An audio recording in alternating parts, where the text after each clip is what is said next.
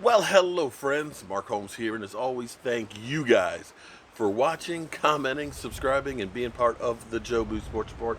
Without you guys, this does not work without you guys.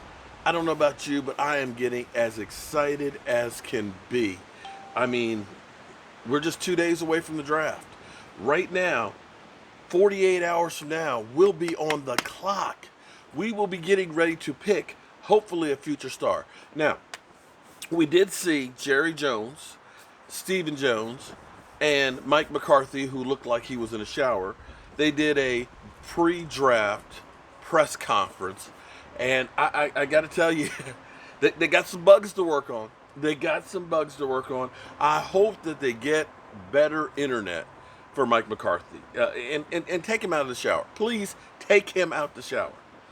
Um, yeah, this draft is going to be definitely different.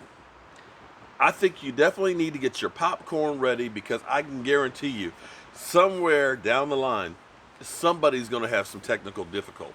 Now, Jerry said that they've been practicing for 2 weeks, 2 weeks, and that they've got backups and backups and backups and backups. But see, the thing is, if the internet goes down, if you got a blackout, it don't matter what your backups are. I know, and this is kind of funny because I'm old. It's kind of windy out tonight. It's chilly to say the least. And I think I see a star. Is that a star? I think I see a star over here because it looks pretty bright. Have you noticed how clear the sky seems lately? I swear, it seems like the stars are brighter than usual because usually I don't see too many where I am. But I'm looking right here, and this thing is almost as bright as the moon. That's got to be a planet right there. But anyway, I'm sorry, I digress. It's funny because when you think of the internet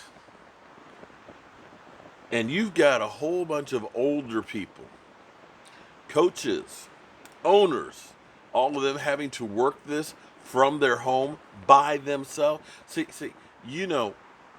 when I first started doing like the YouTube, it was good that my daughter was around because basically, here you go, honey. Can you fix it for me? Can you upload it for me? And then I had Michael and say, hey, Mike, I can't get this to work. I've been trying and trying. And he'd go, stick the boom, boom, there you go.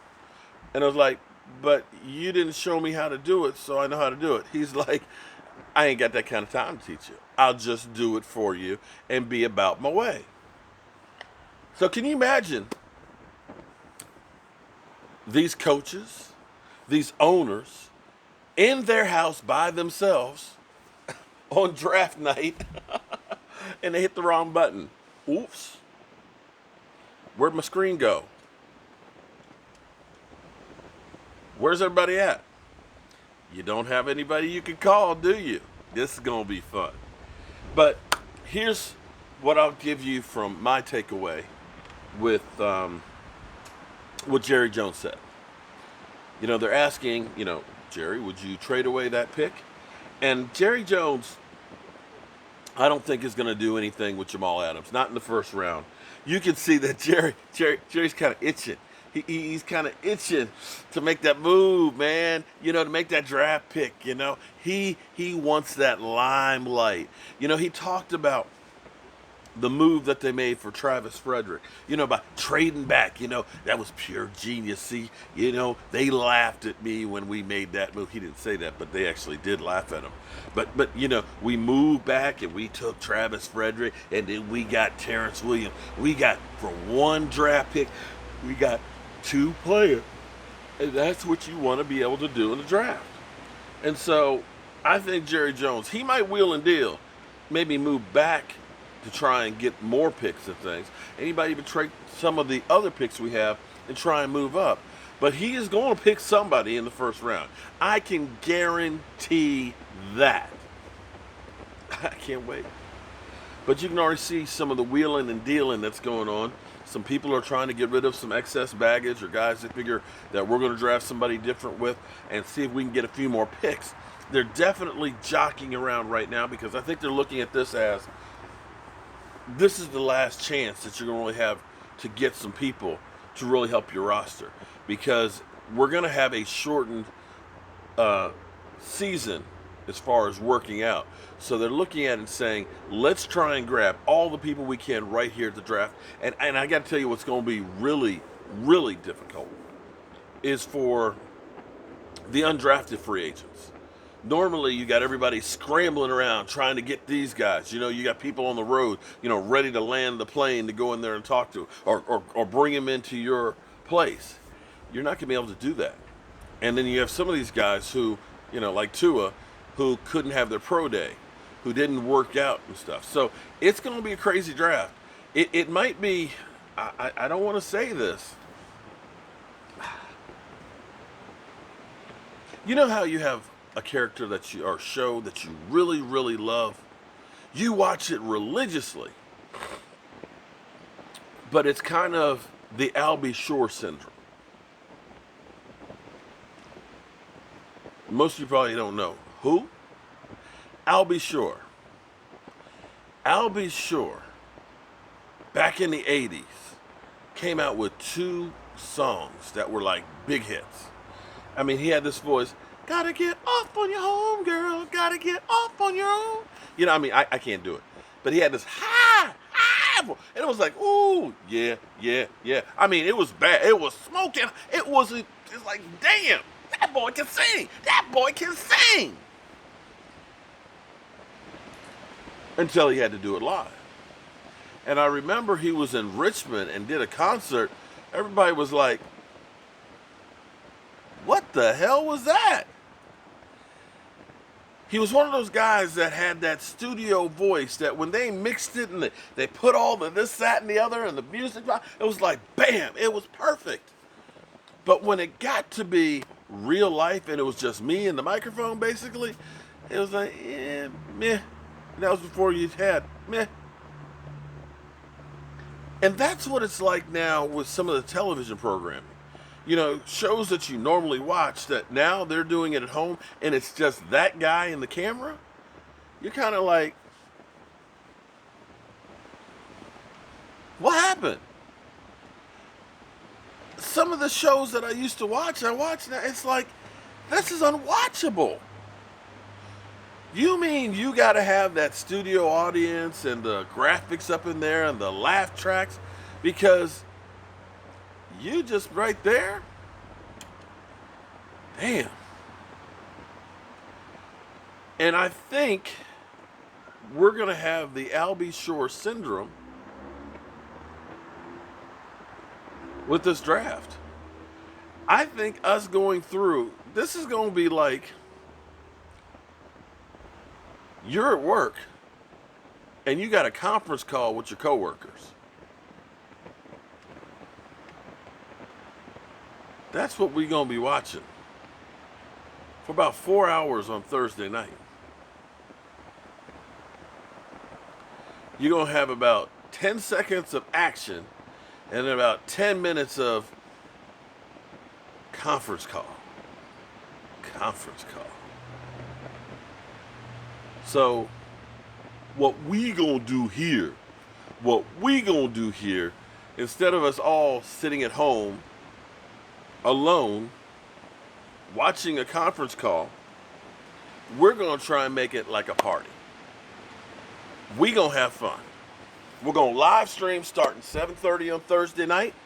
I'm gonna make me some Jobu chicken wings. Yeah, that's right. We're gonna have some Jobu chicken wings. And we're going to be broadcasting to all you guys out there. But wait, there's more. You know, when I built this about 2 years ago, I had a dream in my mind of being like my own network. I wanted to rival ESPN. I've been trying to get other YouTubers together because we have a lot of great content between all of us.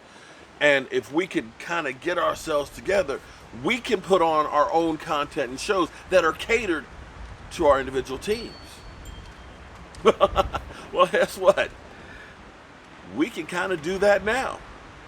So what we're going to be doing is I'm going to have a lot of surprises for you guys. We're going to be able to go around the horn and we're going to actually have an audience, something that the other people won't have, because the channel members, we're going to have you guys as our audience on one of the screens. So we can get real reactions from the fans to whether they like the pick, who they think are going to pick. We're going to be able to at least, when they mess up while we're waiting in between picks, we'll be able to have a conversation. We'll be able to talk to you guys and see what's going on with you. And wait, there's more. You know how I have the Cowboys flag on one side, and the other side I always have this one where I'm playing, skip, skip, skip, skip, skip, skip, skip, skip. That's where you guys are going to be, the channel members. You're going to be over here on this stream, okay? So we can hear you, you can talk, and you can leave your comments and stuff, right? Over here, where I got the cowboy flag that's over here, that screen, we're going to be able to follow along with the draft. We'll keep all the draft picks on there, and we will travel around the YouTube universe. We'll check in on Philly 500 and see how he reacts to his draft pick. We'll go to Bad Dog Sports. I was going to say Cole Pizzle, but nah, we ain't even gonna give him the time of day. But we'll check in on other YouTubers and stuff. We'll check out and see what Vosh Lombardi thinks and stuff from his channel. We are gonna go around the YouTube blogosphere and bring you the best content for draft night, brother. What? Forgot one person. Whoa, the stinking Giant fan? Yeah, we'll check in. Because remember last year he was like, Daniel Jones who? No. He was okay with Daniel Jones. It's when Haskins got picked by the Redskins. He was screaming his lungs. So be ready. Be ready, because I'm gonna tell you, we're gonna have the best coverage out there. No, I'm glad Huh? Who is? Mike? Oh, okay. No. Wait. Wait. Hold. Mike says he's gonna have the best coverage. I have the hilarious. Okay. If you want funny coverage, Michael Anthony says he's going to have the best coverage, the best funny coverage, okay? I'm going to be surfing and showing you everything here because unlike everybody else, I already have a home studio. So, back to life and back to reality. You guys remember the bathroom I was remodeling?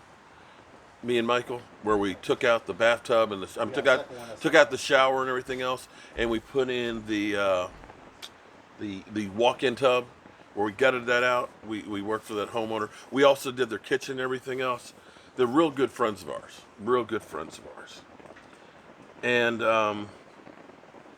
right now, we got some people that are like, you know what, we need to open stuff up. You know what? Losing a few people, it's worth the risk. Well, that's easy to say if things haven't touched you.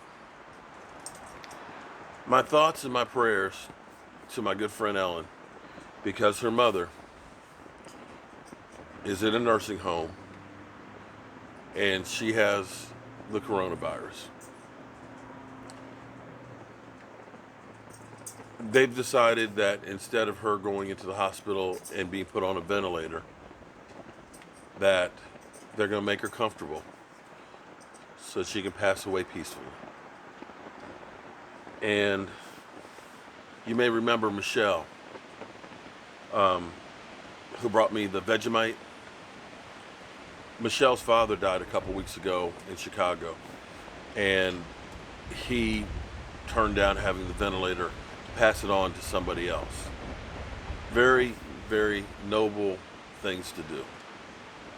So when I hear people say, it's worth the risk, I need to go to the movies, I want to get my nails done.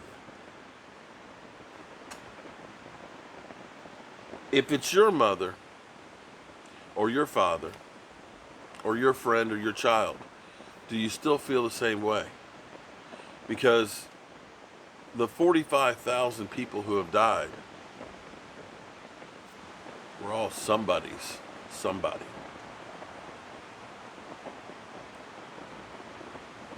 We need to be smart about all this stuff. The things that we have been doing have been helping to slow this thing down and make a change in it. The reason why it's not bad, the reason why you can turn around and say, hey, let's go out, is because we haven't been out. This is one of those things that it can get recharged real quick. And we're not out of the woods yet. When you think about 10% of the pork production in this country is stopped because of 2 plants that have been taken over by Corona. More things can be shut down too and not restarted. Keep your distance. Forget about what your government says. Use your common sense. I want to get back to normal. I want to get this thing eradicated, but we can't be in a rush to be reckless. And with that being said, it's time for me to turn off the lights. Because it's kind of chilly out here and I'm in some damn shorts. Trying to catch pneumonia up in here. I'll see you guys later.